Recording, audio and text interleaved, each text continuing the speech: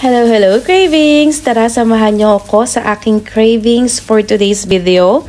Magkakalkal lang tayo kung anong natitira dito sa rep. Kaya naman, ito ang ating naisipang iluto.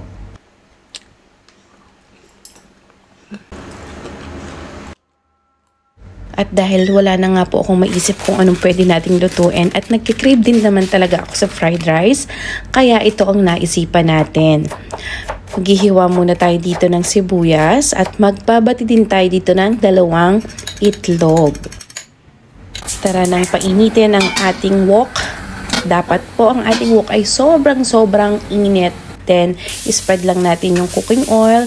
Ilagay na natin ang ating sibuyas. At pag nangamoy ng sibuyas, ilagay na natin ang ating itlog.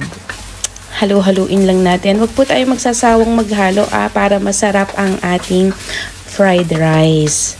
Then, ilagay na natin ang ating kaning lamig. Mas maganda po kung ang inyong gagamitin ay yung buhaghag na kanin.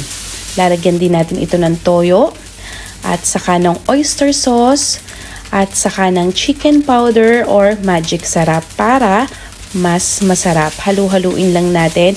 Wag na wag magsasawang maghalo. O, diba? Wala pang gulay to pero masarap na. Oh, sorry. Nagmamadali talaga ako cravings dahil gutom na ako. At meron pa tayong pakakaining 2 malalaking babae. Nakakahiya naman sa kanila dahil naglalaro ng Roblox. Adjust nyo na lang po kung ano pa pong kulang sa inyong panglasa. Dagdag lang tayo ng toyo, oyster sauce, or magic sarap. Then yung ating dumplings pala, nilagay ko na sa ating wok. Same wok lang din ang ginamit natin. Nilagyan ko lang ng konting tubig.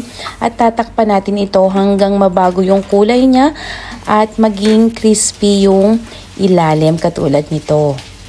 Kapag ganyan na at wala nang puti yung ating dumplings, pwede na natin yung hanguin. Ang dumplings nga pala natin ay may pork, may mushroom at onion. Tara na at syempre hindi pwedeng hindi natin titikman ang ating niluto. Ang sausawan nga po pala natin dyan ay toyo na may lemon at sesame oil. Tapos meron din tayo dyang chili garlic. At talaga namang nasatisfied talaga ako sa aking cravings. Tara na, kain tayo!